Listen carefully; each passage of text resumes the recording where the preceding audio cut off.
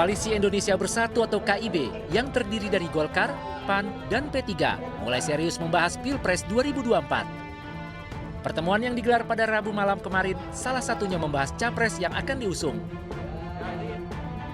Ketua Umum Partai Amanat Nasional, Zulkifli Hasan mengatakan KIB memprioritaskan capres dari internal partai, termasuk nama Ketua Umum Golkar Erlangga Hartarto sebagai partai kedua pemenang pemilu. Namun KIB juga mempertimbangkan nama-nama lain di luar partai yang potensial dan masuk dalam bursa capres dengan elektabilitas tinggi. Jadi diutamakan dari internal KIB. Tentu nanti ada juga yang bergabung kita harapkan. Mungkin nanti punya kandidat juga Pak Erlangga ya. Kira-kira itu kita tadi diskusi. Tentu ada juga yang teman-teman dari luar yang sudah beredar nama-nama. Tentu itu akan menjadi pertimbangan bagi kita. Sebelum pertemuan ketiga partai pendukung pemerintah Jokowi ini, dinamika politik tanah air sempat ramai dengan kode keras Presiden Joko Widodo yang melontarkan pernyataan dukung capres berambut putih. Banyak pihak membaca kode tersebut sebagai sinyal mendukung Gubernur Jawa Tengah Ganjar Pranowo.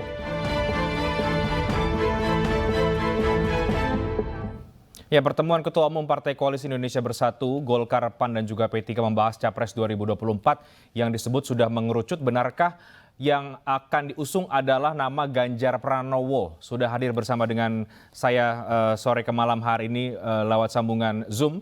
Dua narasumber, ada Bang Amir Uskara, Wakil Ketua Umum dari P3, dan juga Mas Burhanuddin Muhtadi, Direktur Eksekutif dari Indikator Politik. Selamat petang Mas Burhan, Bang Amir Uskara, apa kabar?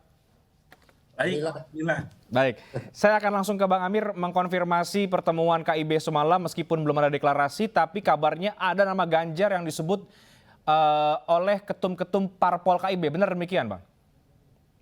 Ya, namanya pertemuan kan pasti banyak diskusi yang kita lakukan. Jadi semalam itu memang kita mulai mendata kira-kira capres yang berpeluang untuk diusung oleh KIB itu siapa-siapa. Tentu tadi malam Bang Jul juga sudah sampaikan bahwa kita masih tetap memprioritaskan ketum-ketum parpol yang ada di koalisi, tapi tetap tentu kita akan rasional untuk melihat dan peluang untuk mengusung kandidat atau capres dari luar pun tentu juga tetap terbuka, karena kita memang dari awal mengatakan bahwa kita ini inklusif. Kita tidak ditutup sehingga hal-hal seperti itu masih memungkinkan. Oke. Nah, yang di luar partai ini siapa? Betul tidak Pak Ganjar? Ini belum dijawab ini oleh Bang Amir.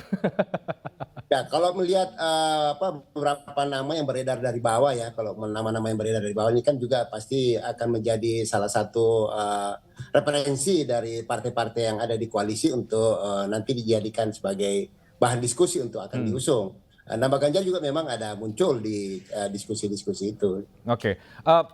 Apakah pertemuan ini juga ada kaitannya dengan sinyal-sinyal kode-kode yang diberikan Presiden Jokowi belakangan yang ramai, yang disebut-sebut ini berambut putih adalah Pak Ganjar Pranowo? Ada ke arah sana sebetulnya pembicaraan ini, Bang Amir? Sebenarnya di KIB itu kan kita sekalipun inklusif, tapi informasi-informasi itu juga hanya menjadi bahan referensi. Keputusan tetap akan kita putuskan secara bersama-sama di KIB, dan bukan berarti kemudian ada intervensi-intervensi dalam pengambilan keputusan. Jadi kalau terkait dengan misalnya ada sinyal yang disampaikan oleh Pak Jokowi terkait dengan rambut putih, ya secara berkelakar semalam Pak Jul juga mengatakan bahwa saya bukan cuma rambut, ini jenggot saya sudah putih juga nih. Itu artinya kalau kita cuma mau hal-hal seperti itu. Saya ke Mas Burhan. Mas, sebagai koalisi yang sejak awal sudah mengakui bahwa memang ini partai pendukungnya pemerintah dan diteruskan untuk melanjutkan pemerintahan Pak Jokowi, apakah menurut Anda KIB memang akan wavernya ini apa? Rasanya ini memang akan ke siapapun yang didukung oleh Presiden? Dalam hal ini mungkin antara Pak Ganjar atau mungkin Pak Prabowo Subianto?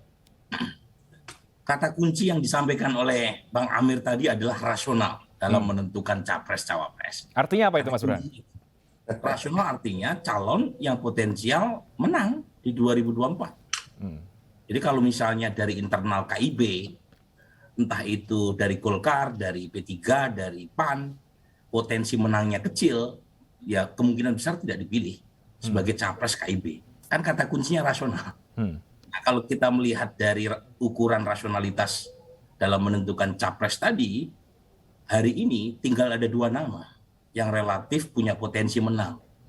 Sebelumnya 3 nama, ada Pak Prabowo, Ganjar, dan Anies. Sekarang Pak Prabowo makin tercecer ke belakang. Jadi tinggal 2 nama, yaitu Ganjar dan Anies Baswedan. Nah, pertanyaannya, KIB mau berlabuh kemana itu sangat tergantung oleh kesepakatan di internal KIB maupun hasil negosiasi dengan beberapa pihak, termasuk pemerintah maupun pihak-pihak lain.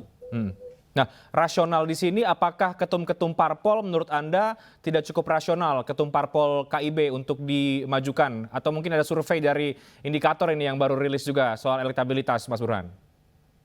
Ya, jadi ada 33 nama yang kita uji, termasuk para ketua umum partai-partai, dan dari 3 partai yang tergabung di KIB, itu mohon maaf tidak ada yang punya potensi kuat menarik dukungan dari publik ya. Termasuk misalnya Pak Erlangga Hartarto kita kerucutkan hingga simulasi 7 nama suaranya relatif paling bawah. Jadi agak sulit gitu ya. Kecuali kalau P3 dan PAN memang berkeinginan untuk sami'na wa ta'na dengan Golkar. Ya bisa jadi, tetapi potensi menangnya sepertinya berat.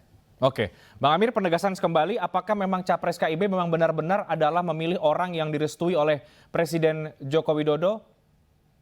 Kita belum pernah diskusi sampai ke sana ya. Jadi diskusi-diskusi internal yang kita lakukan ini adalah pertama tentu yang kita diskusikan terkait dengan visi misi dari KIB sendiri. Kemudian setelah itu tentu format yang akan kita pakai untuk mencari figur yang akan menjadi usungan dari KIB. Nah, perlu kita pahami bahwa di antara partai-partai yang ada selain PDIP kan sebenarnya baru KIB yang punya tiket, kemampuan untuk mengusung sendiri ya dengan koalisi 3 partai ini. Yang lain saya kira Gerindra pun belum cukup, Nasdem pun belum cukup. Artinya kalau kita mau jujur bahwa sekarang ini yang berpotensi untuk mengusung itu baru 2, PDI dengan KIB. Nah sekarang kalaupun ada calon-calon lain yang akan yang beredar saat ini, tapi kalau misalnya belum punya usungan kan juga artinya pada akhirnya tidak ada artinya. Nah ini juga tentu akan menjadi pertimbangan kita di KIB sebelum kita memutuskan siapa yang kita usung. Makanya istilah Pak Jul semalam ya masih ada prioritas.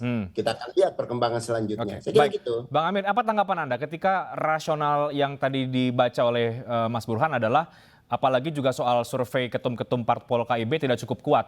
Ya yang paling rasional yang dari luar, ya nama-nama itu ya kemudian mengerucut ke Pak Ganjar misalnya. Ya tentu juga kita akan menghitung, kita akan berhadapan dengan siapa.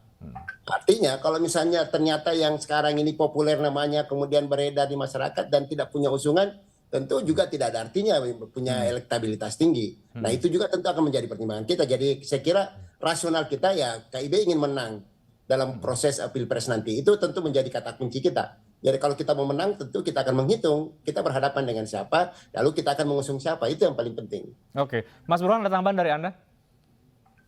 Ya, memang sangat ditentukan oleh apakah 2 nama yang populer tadi mendapatkan tiket atau tidak. Tiket dalam pengertian boarding pass dari partai politik karena ada presidential threshold.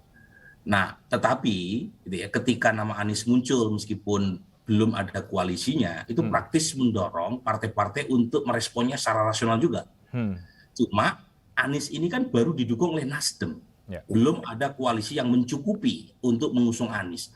Kalau misalnya Anies pada akhirnya mendapatkan tiket, entah Nasdem itu berkoalisi misalnya dengan PKS atau Demokrat, itu saya yakin respon rasional juga akan dikeluarkan oleh PD Perjuangan maupun KIB. Karena nature-nya politik adalah menang. Jadi dalam konteks politik, kamus politik itu cuma mengenal 2 kata, kalah atau menang. Nah, kecuali kalau Anies tidak dapat tiket, mungkin prioritas untuk mencapreskan para elit partai masih ada di kantong dari para ketua umum partai. Tapi kalau misalnya Anies atau Ganjar dapat tiket, itu pasti responnya dari semua partai adalah mengajukan calon yang potensial bisa mengalahkan Anies atau bisa mengalahkan Ganjar. Baik, Mas Burhan, sebelum Anda meninggalkan kita karena Mas Burhan ada acara lagi. Keyakinan Anda ini Mas Burhan, apakah KIB memang akan mendukung capres yang direstui oleh Presiden Joko Widodo? Ini politik nggak bisa pakai keyakinan gitu ya. Pakai feeling mungkin bisa pakai feeling. Jadi begini Reinhardt ya, bahwa analisis atau spekulasi ke arah sana itu sangat kuat, kita cium baunya, itu kita tidak bisa mengabaikan, tidak bisa mengingkari itu gitu ya. Karena bagaimanapun KIB itu kan koalisi partai-partai pemerintah dan Pak Jokowi meskipun kader PD Perjuangan tidak punya remote control ya di PD Perjuangan. Nah, Pak Jokowi dalam banyak hal juga ingin selalu menampilkan sebagai figur yang masih relevan bahkan ketika 2024 makin menjelang. Artinya Pak Jokowi ingin tampil sebagai kingmaker. Nah, kalau kemudian beliau tidak punya remote control PD Perjuangan, lantas partai mana yang bisa diharapkan memperjuangkan aspirasi atau preferensi personal Pak Jokowi pasca 2024? Nah, di antara koalisi yang sekarang sudah terbentuk, ya ada dua. Satu KIB, Golkar, P3 dan PAN. Satunya lagi adalah koalisi Gerindra dan PKB. Jangan lupa loh ya, Gerindra dan PKB sudah membangun platform koalisi. Tapi seperti KIB, Gerindra dan PKB juga belum memasang siapa capres dan cawapresnya.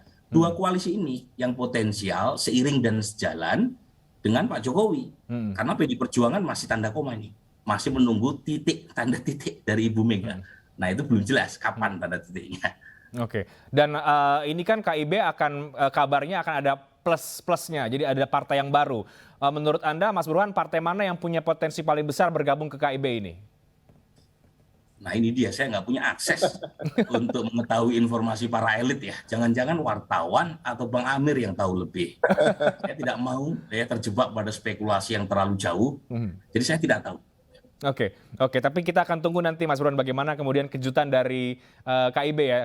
Kita terima kasih dulu untuk Mas Burhan yang sudah bergabung karena ada acara lagi. Terima kasih Mas Burhan sudah bergabung. Saya lanjutkan dengan Bang Amir. Jadi partai mana yang kemudian Bang Amir akan bergabung ke KIB seperti yang disinyalkan, diberikan sinyal semalam oleh para ketum parpol KIB?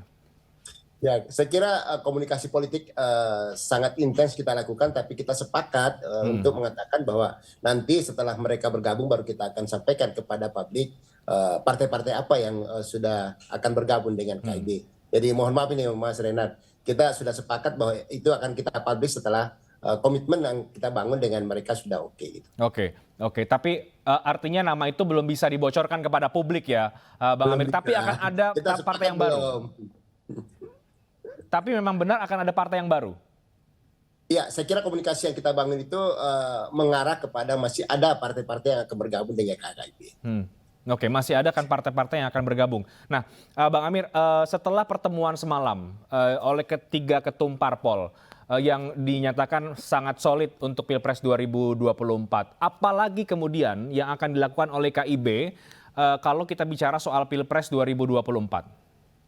Saya kira diskusi-diskusi dan komunikasi politik yang kita bangun ini kan sampai sekarang kita terus lakukan. Jadi bukan karena pertemuan formal seperti semalam, tapi pertemuan-pertemuan informal juga terus kita lakukan. Artinya kita akan tetap membaca peta politik yang ada, kemudian kondisi real yang ada di masyarakat dan hal-hal lain yang tentu akan berpengaruh terhadap pengambilan keputusan kita pada akhirnya untuk menentukan siapa capres yang akan kita usung dari KIB. Oke.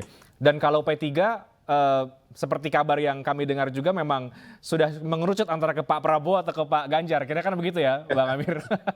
Ya, artinya kalau dari aspirasi yang kami tangkap dari bawah memang masih ada beberapa nama dan tentu itu akan kami bahas melalui mekanisme internal partai sebelum kita dorong ke KIB. Tapi itu juga kita sudah diskusikan dengan teman-teman di KIB. Oke, sudah disampaikan ke parpol yang lain, ke Golkar dan ke PAN? Ya, saya kira proses yang internal yang kita lakukan kita sudah sampaikan, juga aspirasi-aspirasi yang berkembang secara update kita sampaikan ke teman-teman di KIB. Oke, kita akan tunggu apa kejutan dari KIB, Bang Amir. Apakah benar akan mendeklarasikan Pak Ganjar atau justru nama-nama yang lain? Terima kasih banyak Bang Amir Uskar, Waketum P3 sudah bergabung bersama dengan kami di iNewsroom. Kami akan segera kembali pemirsa dengan informasi dari Piala Dunia 2022. Korea Selatan bersiap menghadapi Portugal pada laga terakhir grup H Piala Dunia. Informasinya sesaat lagi.